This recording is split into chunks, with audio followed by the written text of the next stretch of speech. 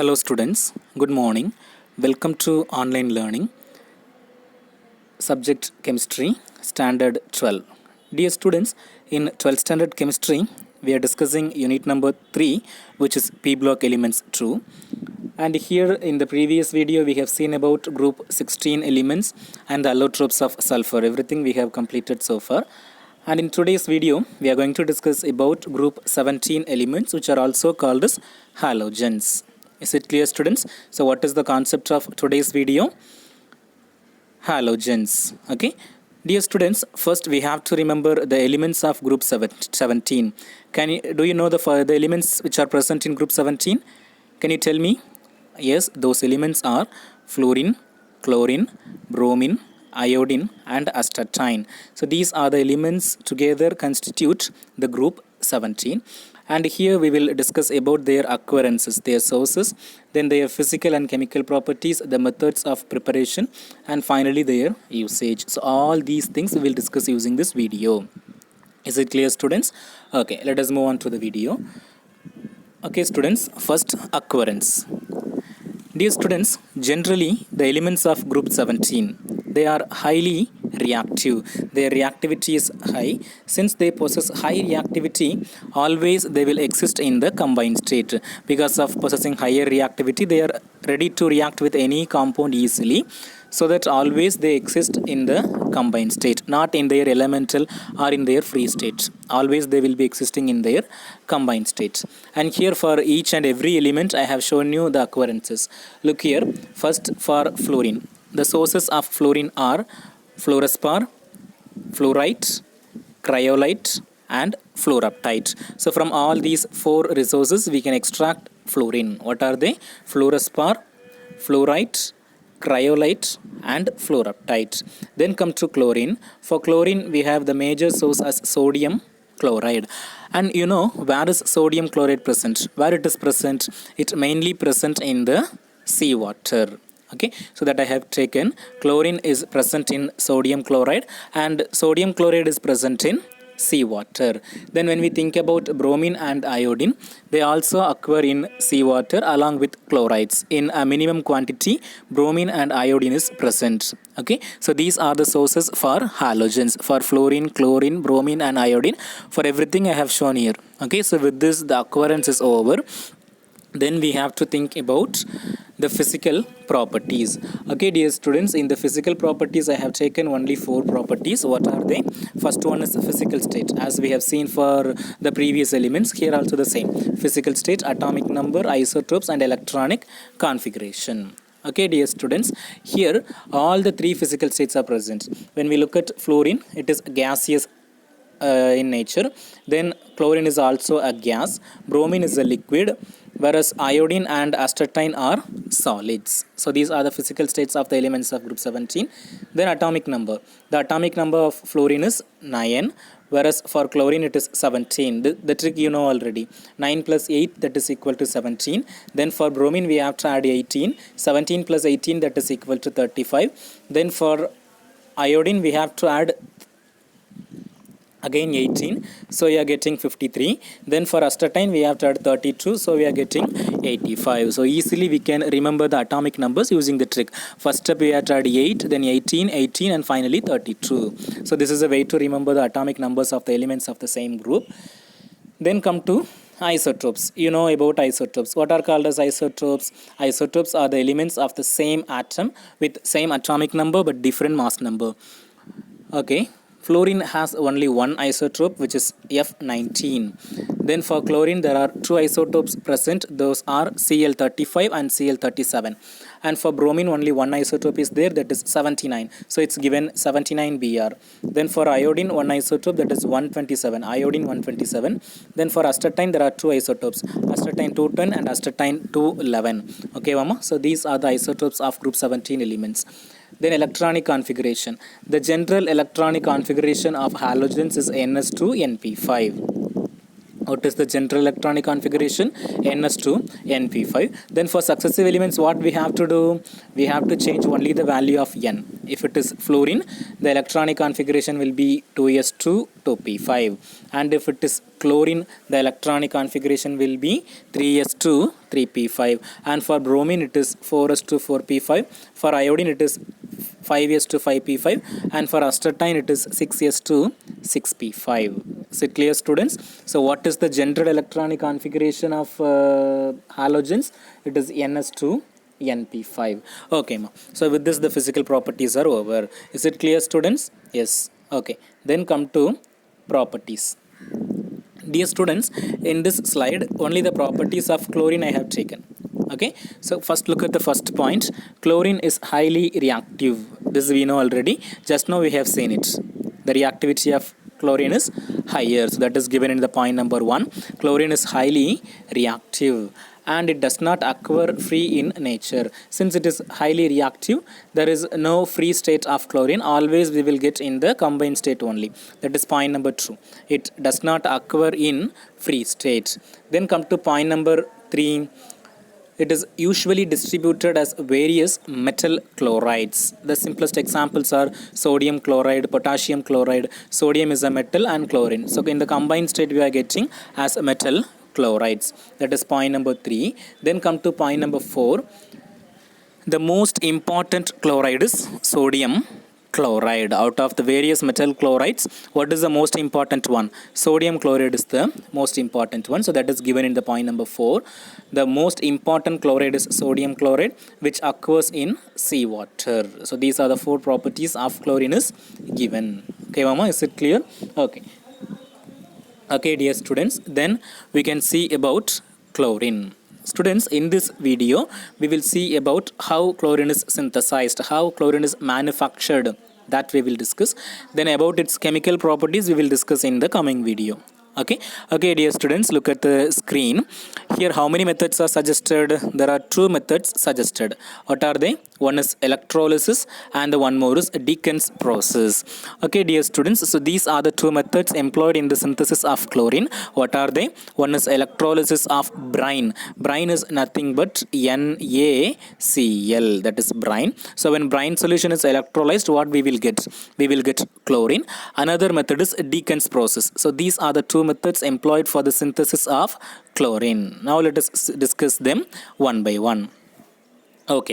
Okay, look here, it's a very important one. Look, try to understand very clearly. First let us see about electrolysis. Dear students, you should or you may have an outline about electrolysis. What is called as electrolysis? Do you know? What are the things we require for conducting electrolysis? First we need a container. Here a solution we will take, that is called as electrolytic solution, and there are 2 metal rods immersed in it. One will be positively charged whereas the other will be negatively charged, and these 2 are called as cathode and anode. The negatively charged one is called as cathode, whereas the positively charged metal rod is called as anode. When electricity is passed, some chemical reaction takes place. So this is called as electrolysis. Is it clear, students? So what are the things we require for conducting electrolysis? We need an electrolyte, an anode and a cathode. These are the things we need. Okay, now let us see about the electrolysis of brine solution. What is brine solution? NaCl. Okay, come to point number 1. What is given there? When brine solution, which is NaCl, is electrolyzed, what do we get? We get Na plus, sodium cation, and Cl minus, chlorine anion, are also called as chloride ion. Okay, so when NaCl is electrolyzed, the initial products are Na plus and Cl minus. When electricity is passed through NaCl, there is a dissociation occurs. As a result of that dissociation, we get Na plus and Cl minus. Then come to point number 1. The obtained Na plus ion reacts with OH minus ions of water, the hydroxyl ions of water, and it forms sodium hydroxide. Na plus plus OH minus combined together and forms sodium hydroxide. Then remaining, what do we have? We have H plus and Cl minus. So those are liberated as gases. H plus is liberated as H2 gas, whereas Cl minus is liberated at Cl2 gas. H plus will be liberated at the cathode, whereas Cl minus will be liberated at the cathode. Okay, so this is an outline about the electrolysis. Now let us see in detail. Is it clear, students, what happens in electrolysis process? First, NaCl is taken and through which electricity is passed. When electricity is passed, NaCl is dissociated into Na plus and Cl minus, and on further reactivity it produces H2 and Cl2 gas. Here what do we require? We require only Cl2 gas, so that is taken and it is stored for further use. Okay, ma? Okay, ma. Okay, dear students, this is the picture shows the electrolysis of sodium chloride. First, what is taken? Look here, sodium chloride. What happens here?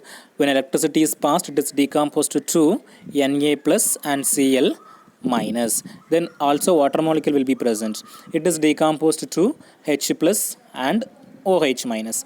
Now there are two steps of reactions taking place at the cathode as well as at the anode. Look here, at the cathode what is taking place? This Na plus combines with OH minus and we get NaOH. Then remaining what is there? H plus is there. This H plus accepts 2 electron. Okay, so it is called as reduction process. Okay, always at the cathode what reaction taking place? Reduction reaction is taking place, and by accepting 2 electrons this H plus is converted into H2 and it is liberated at the cathode. Okay, Vama? Then what is remaining? Cl minus is remaining. This Cl minus is losing 2 electrons. Okay, loss of electron is called as oxidation. Always oxidation will occur at the anode.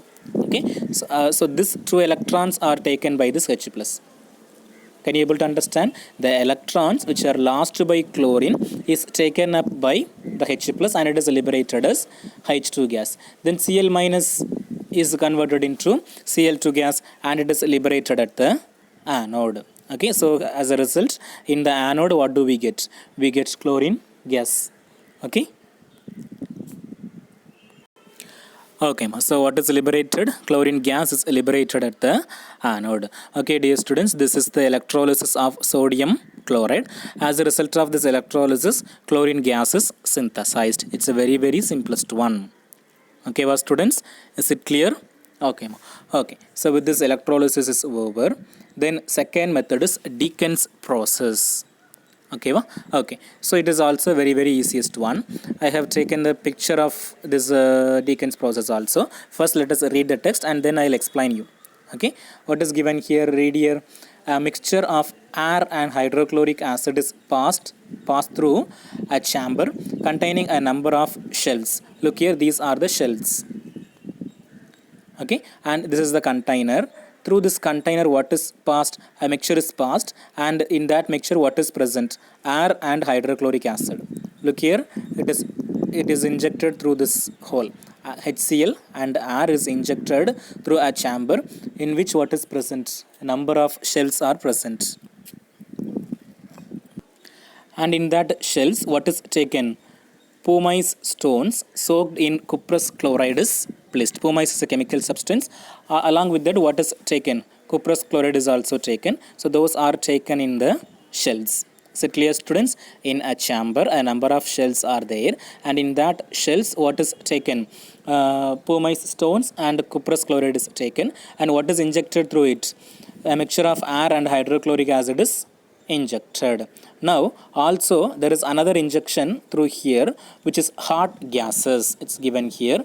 Hot gases at about 723 Kelvin are passed through a jacket that surrounds the chamber. So look here, this is the jacket which surrounds the chamber. There what is passed? Hot gases is passed. Okay, so hot gases at about 723 Kelvin are passed through a jacket that surrounds the chamber. In order to keep the mixture warm, it is surrounded by hot gases at around 723 Kelvin. Okay, Mama? Okay, so as a result of this reaction, what chemical changes observed is given here. The mixture of HCl and oxygen, air, HCl plus O2, and it is converted into H2O and Cl2. Cl2 is generated. So this is a single step reaction. In the next slide we will see the mechanism.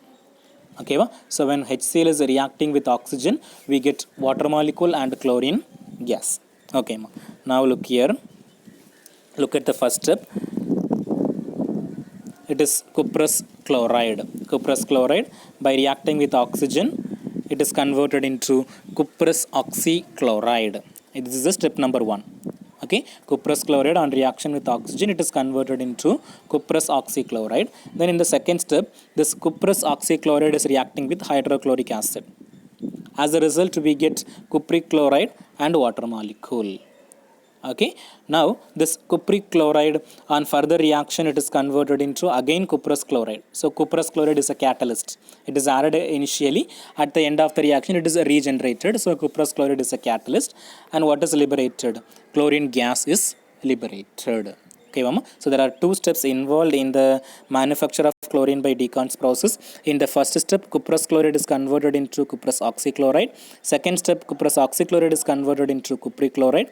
Then third step, cupric chloride is converted into cuprous chloride along with the formation of chlorine gas. So this is the product we need. Chlorine gas is the product we need. And dear students, in this process we get chlorine. No, it is very dilute, and it can be used for the manufacture of bleaching powder. Okay, so with this, the 2 methods employed for the preparation of chlorine is over. Okay, dear students, let us recollect what things we have seen in this video. What are things we have seen? First, we were discussing about the occurrences. Then secondly, their physical properties. Then also some of their important properties. Then manufacture of chlorine. There are 2 methods employed for the manufacture of chlorine. Those are electrolysis and Deacons process. And electrolysis we have seen. When brine solution, when NaCl is electrolyzed, we get chlorine gas. This is the equation showing the electrolysis process. Then this is Deacons process. Okay, and as a result of Deacons process, we get chlorine, which is very dilute, and it is used for the manufacture of chlorine gas. Okay, students, go through the video and have a clear understanding. Thank you.